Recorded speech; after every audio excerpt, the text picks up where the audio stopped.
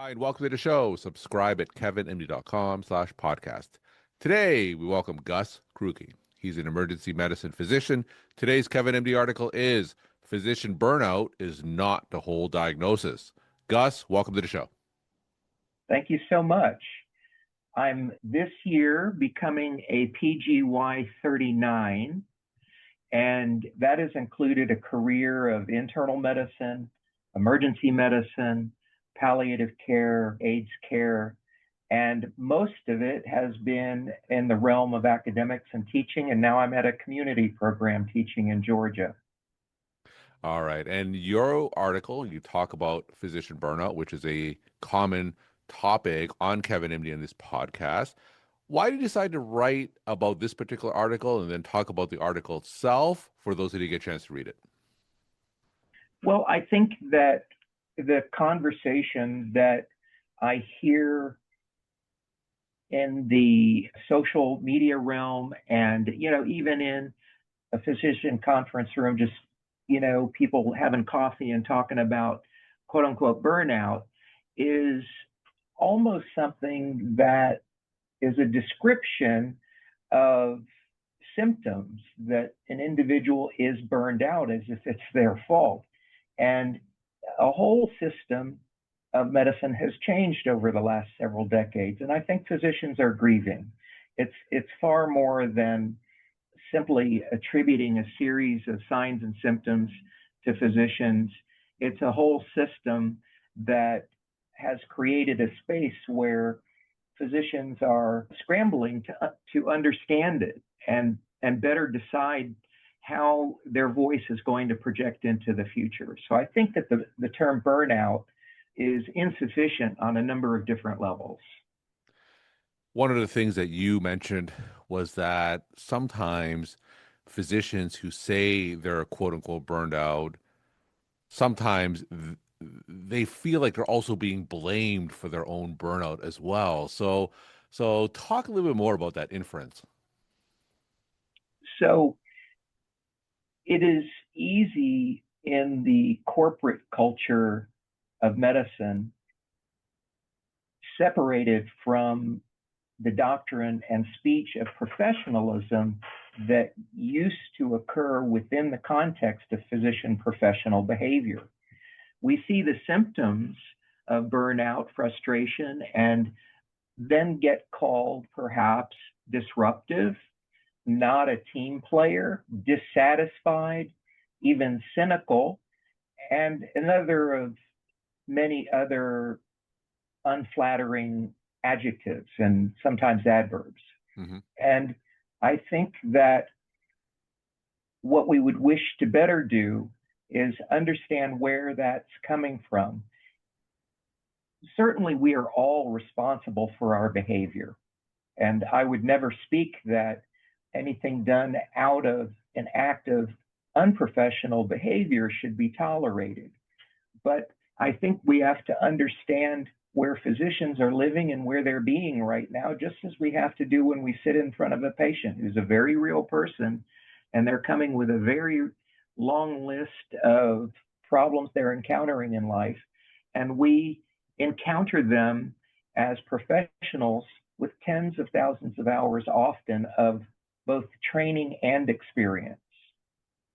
In your article, you talk about a malpractice case about anticoagulation reversal, and you link that to medicine's hidden curriculum. And all of that, of course, may contribute to how physicians perceive burnout. So for those who didn't read your article, just tell us a little bit about that case and what we can learn from it. In medicine, something had to happen to, in time,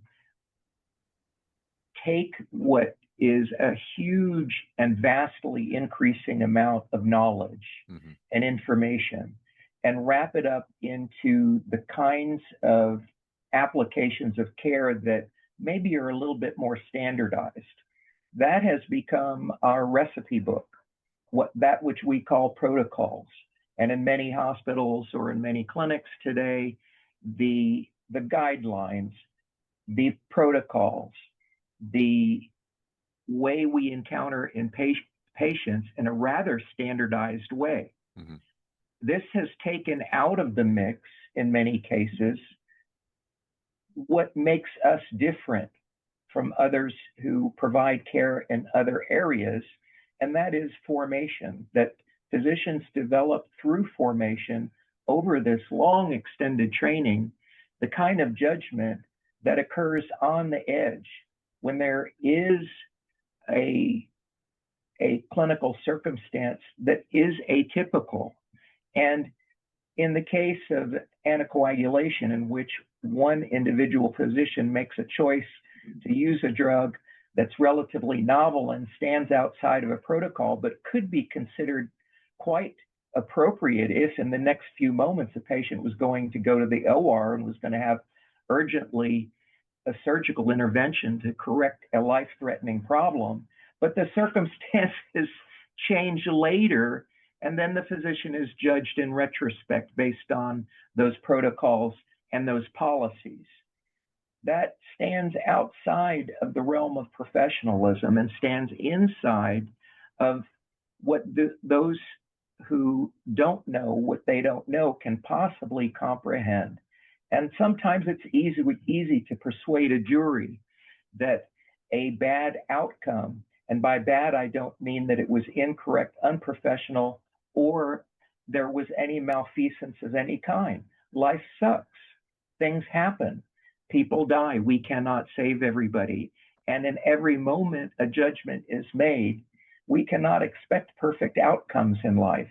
Hmm. And this is the uncertainty that has driven the fear driven environment of self protection and risk management, costing us, I don't know, a lot of money in preventing what are considered to be potential errors and or legal risks to assure that we are avoiding the pain of a missed diagnosis, or perhaps the misapplication in that particular case of a drug when the circumstances change later, hours after the original decision is made.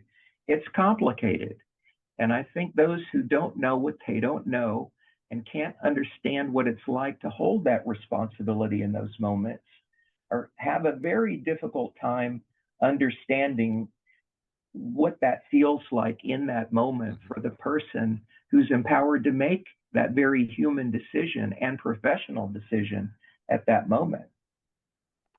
And you put it very nicely in your article. You say that sometimes medicine is practiced prospectively, but judged retrospectively, right? And Exactly. administrators or non-physicians who sometimes make decisions in medical institutions, if they don't quite understand that, that is going to put, again, some more pressure, another factor that may contribute to physician burnout. Yes, I think that sums up the sense of frustration that can lead to a lot of suffering in the healthcare environment. Physicians are expected to make the right decision every time. And that is not how a profession works, and it's not how human beings work either. We have to understand that we enter into this contract and this understanding with our patients, that we come to it not as perfect individuals nor as computers with obvious answers in any given moment. And if we are to be constrained in every moment of doubt, how can we even measure the impact on patient care when it is being delivered in a contentious and fearful way? I want to bring up a word that is commonly used in physician burnout conversations, and that word is resilience. And there are a lot of negative connotations to that word because there are some people who say that if physicians aren't resilient enough, that just blames the physician, themselves. And that's kind of what we talked about earlier in our conversation today. You introduce another word to contrast with resilience, and that's the word fortitude, right? So, what is the difference between resilience and fortitude, and why do these semantics matter? I think that for those of us who interview medical students or have in the past, students wanting to get into med school, wanting to become physicians, we certainly look for qualities of judgment and character and the ability to endure.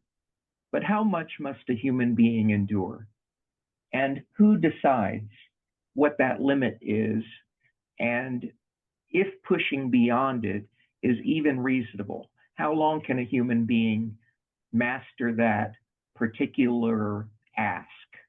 And that's where resilience can't find an adequate metric. That has more to do with tonality, and it's a judgment. And it's easy to be outside the arena trying to make a call when you're in the arena, taking all the risk in the world, you're working your butt off, and then somebody's going to second guess you. Mm-hmm. I believe that the term resilience gaslights physicians. It's not even appropriate. And it's so judgmental and so harmful that it affects the psychology of the whole profession. Fortitude is what we have, what all of us have. If you've made it through med school, if you've made it through a residency, I don't care who you are, where you are a kick butt human being with amazing resilience. And something even beyond that, a concept of fortitude, which rolls in the dice, a conversation about the morality of the profession. What is it that makes you, in a moment of insecurity and perhaps full understanding about the facts in front of you, that is exercised in judgment at the bedside?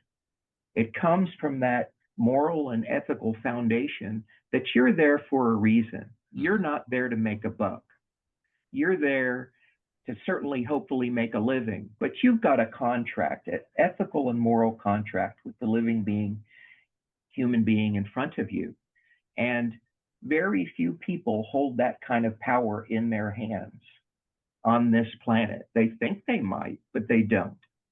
And so we should say to each other and pat each other on the back for the amount of fortitude we have exercised already. And there is a point at which it's okay to say no. No more of this. No more of this negative conversation. We will not have it anymore. So let's talk about a path forward for our profession. There's so much to address, so many avenues to go down. What will be some of your first steps that physicians can take to help with this quote unquote burnout?